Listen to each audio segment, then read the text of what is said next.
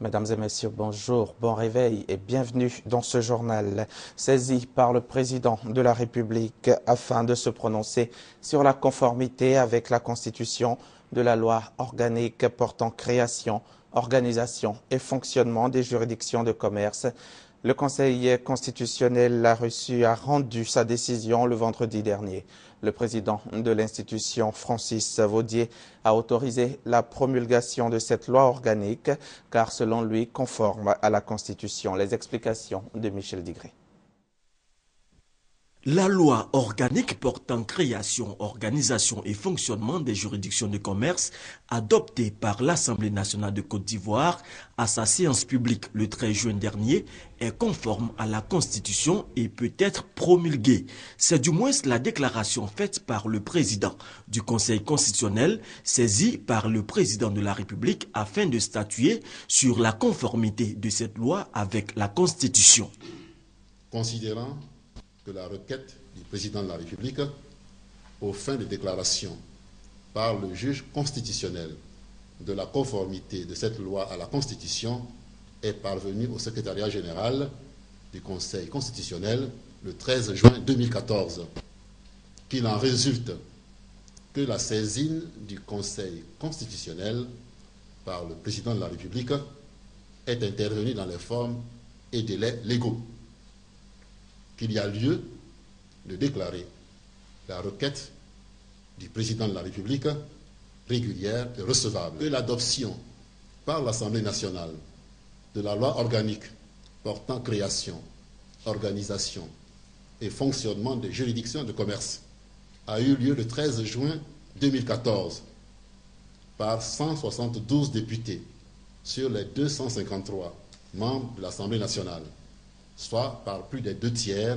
de ses membres, qu'il y a donc lieu de déclarer la présente loi organique conforme à la constitution de ce chef. La présente décision sera notifiée au chef de l'État et publiée au journal officiel de la République de Côte d'Ivoire. En visite de travail au Maroc du 29 juin au 3 juillet dernier, le ministre de l'Agriculture a profité pour présenter aux investisseurs marocains le PENIA, le programme, le plan national d'investissement agricole. À Rabat, les investisseurs marocains se sont dit intéressés par le PENIA. Ils sont donc attendus à Abidjan en octobre prochain. Jean-Jacques Kwame, notre envoyé spécial au Maroc. De l'accord de coopération dans le secteur agricole entre la Côte d'Ivoire et le Maroc, le ministre de l'Agriculture, Mamadou Sangafoua Koulibaly, était face aux investisseurs marocains pour présenter le programme national d'investissement agricole PNUA période 2012-2016. Ce programme, évalué à 2040 milliards de francs CFA, accorde une place de choix au secteur privé. Sa contribution est estimée à environ 60% des investissements. Avec un environnement des affaires amélioré grâce au nouveau code d'investissement et les différentes opportunités du PNUA, le ministre de l'Agriculture a invité les hommes d'affaires marocains à investir dans le PNUA. Il a rappelé que le foncier n'est plus un problème car une loi adoptée par le Parlement sécurise désormais les investisseurs. Le projet a séduit en avril dernier à Bruxelles l'Union européenne.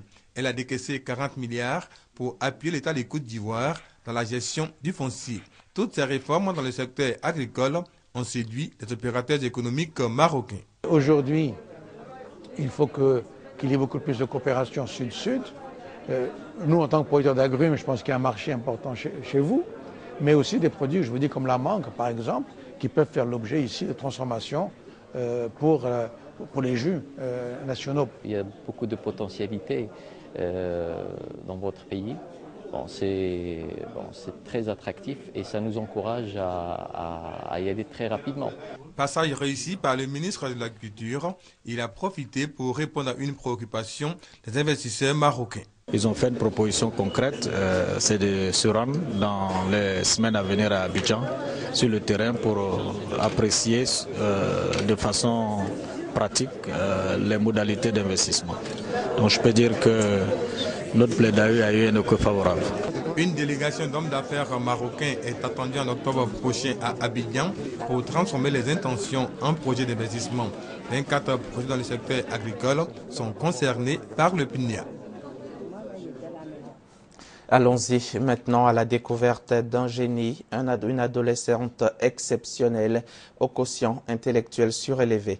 Kwaku Ndayasmine Oriane Miensa Djoko, 14 ans, a un parcours fabuleux. Elle est déjà titulaire d'une licence française en droit privé.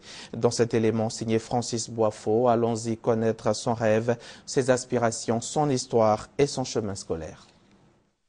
Elle n'a que 14 ans, mais Kwaku Ndayasmine Oriane Miensa Djoko développe des aptitudes supérieures qui la rendent capable de création, d'inventions qui paraissent extraordinaires. Disons que Yasmine Oriane a une capacité intellectuelle différente des adolescents de son âge. C'est une surdouée. À 14 ans, Yasmine Oriane est titulaire d'une licence française en droit privé. Je veux être avocate en droit maritime. Après avoir obtenu mon agrégation et mon doctorat, je serai ainsi la plus grande, la première avocate de 21 ans de la Côte d'Ivoire en droit maritime. Kwaku Yasmine Oriane Miensa Djoko, douée d'une intelligence sans égale pour son âge. À 2 ans et demi, elle a exigé d'aller à l'école. On l'a mise en petite section, mais elle pleurait tout le temps. Finalement, son père a dit, mais si elle veut à la moyenne section, mettons-la là-bas puisqu'elle dit que les autres sont des bébés. Et on l'a mise là-bas. Juste après, elle a fait peut-être un mois et on l'a passée directement en grande section. Elle a fini première. Des enfants surdoués, on en trouve un peu partout et ils vivent avec nous sans que nous les connaissions vraiment. Que les parents puissent faire un dépistage systématique de tous les enfants. Parce que tous les enfants naissent égaux en droit mais pas en potentiel.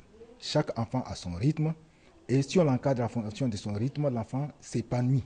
Par exemple, à 6 ans, Yasmine Oriane obtint le CEP, à 7 ans le BEPC, le bac C à 11 ans et la licence française de droit privé à 14 ans.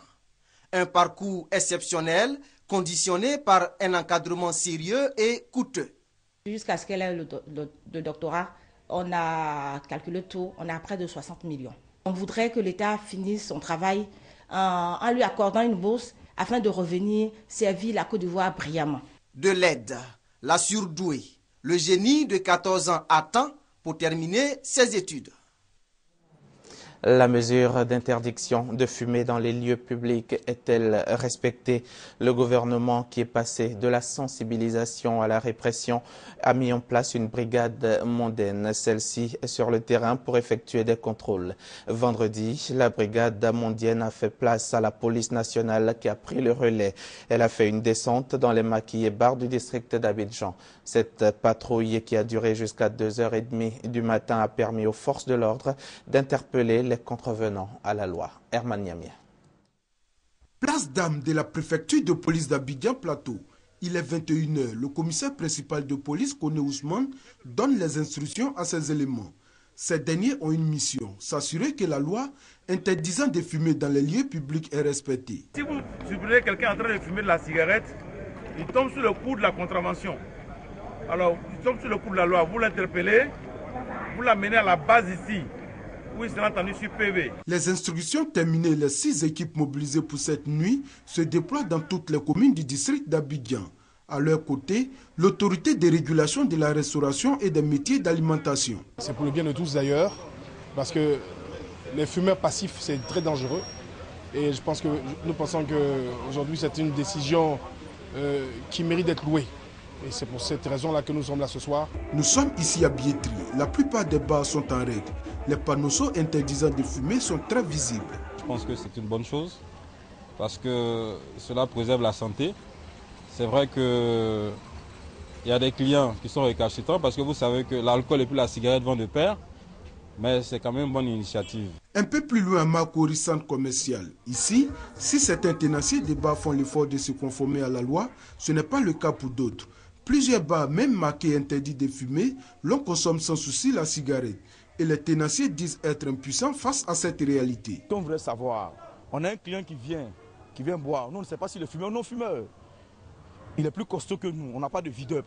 Il a commandé à boire, il a commandé peut-être 10 bières. Il est en train de fumer. Je lui dis, monsieur, on ne fume pas. Qu'est-ce que l'État met donc comme moyen de le dégager? Il faut saisir la police, a dit le capitaine Miako Dadje Benoît. Malgré le panneau qui est affiché, qui est interdit de fumer, un client vient, il s'assoit, il fait la commande, et à ce moment-là, il allume une cigarette, Si le propriétaire du maquis lui dit, monsieur, on ne doit pas fumer ici, et que pour cela, il ne veut pas payer la note, l'État ivoirien a pris des dispositions dans ce sens-là. Pour cette opération, plusieurs contrevenants ont été interpellés et conduits à la préfecture de police où ils répondront de leurs actes. Ce contrôle inopiné de la police a révélé que la plupart des bars et maquis respectent cette injonction de l'État. Trafic de bébés au Niger contre 15 000 €. Environ 10 millions de francs CFA, de riches femmes nigériennes s'offrent un bébé après un faux accouchement. 17 personnes seraient déjà impliquées dans cette affaire. Alors que la nuit tombe déjà sur la capitale nigérienne, des cadres de la police quittent le parquet de Niamey. Ils conduisent en prison une vingtaine de personnes, pour la majorité des femmes accusées d'être impliquées dans un trafic triangulaire de bébés entre le Niger, le Bénin et le Nigeria. L'enquête est menée depuis plusieurs mois par les polices de ces 3 États voisins. Aucune de ces femmes interpellées ne présente avant son accouchement une grossesse apparente. Aucune de ces femmes interpellées n'a effectué de consultation prénatale au Niger. Toutes les femmes auraient accouché de leur bébé au Nigeria. Le journal nigérien L'événement a été le premier à révéler cette affaire en janvier dernier. Il a enquêté sur ce réseau de femmes nigériennes plutôt fortunées et en mal d'enfants prêtes à débourser des millions de francs CFA pour acheter des bébés, souvent des jumeaux.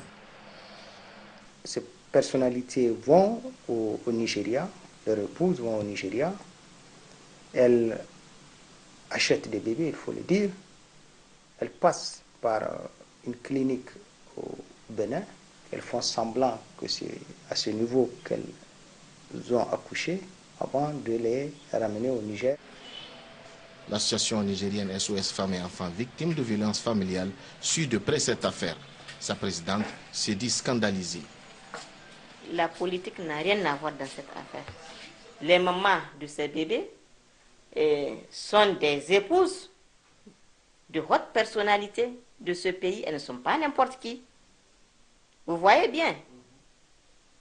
Donc quand une telle affaire tombe sur la tête d'une personnalité, ça devient véritablement un scandale. Une longue procédure judiciaire est désormais engagée à Niamey. Les enquêteurs devraient procéder au test ADN pour prouver à qui appartiennent les bébés. Et puis, pour terminer, parlons à présent des tensions entre Israël et la Palestine. La Cisjordanie et la bande de Gaza sont en état d'ébullition. Au lendemain des funérailles du jeune Palestinien de 16 ans enlevé et tué à Jérusalem par des inconnus dans la nuit de mardi à mercredi, les premiers résultats de son autopsie ont été rendus publics. Selon le procureur général palestinien, Mohamed Abou Khoudair est mort brûlé vif à 90% et des cendres ont été retrouvées dans son système respiratoire. Dans la foulée et au cri d'Intifada, Intifada, des affrontements ont opposé un peu partout Palestiniens et forces israéliennes. Les accrochages se sont même étendus à des villages arabes israéliens et se sont poursuivis jusque tard dans la nuit, comme ici à Bethléem. Même si la situation n'a pas encore dégénéré en intifada, le visage du quartier de Shoafat samedi matin montre qu'elle n'en était pas loin. C'est la première fois que je vois une si mauvaise situation, en particulier dans ce quartier considéré comme relativement calme. Mais il semble que la quantité de colère exprimée par la population est très importante et elle montre l'immense frustration des Palestiniens, que ce soit à Jérusalem ou ailleurs. Même ébullition dans la bande de Gaza déjà aux prises avec le cycle tir de roquettes et représailles. Le Hamas, accusé par Israël d'être derrière l'assassinat de 3 adolescents juifs, a organisé une manifestation en solidarité avec la Cisjordanie et lancé un avertissement à l'État hébreu. C'est un message clair à l'ennemi sioniste que le peuple défend le projet de la résistance face à la menace, que toute guerre contre Gaza ouvrira les portes de l'enfer aux forces d'occupation et que la résistance ne restera pas les bras croisés. En attendant les résultats d'une médiation égyptienne entre le Hamas et Israël, Tsahal a envoyé des réservistes en renfort aux abords de la bande de Gaza et mis en garde le mouvement islamiste contre toute escalade. Merci d'avoir suivi ce journal. C'est avec plaisir que je vous retrouve demain à 6h30. Bonne suite de programmes sur RTI.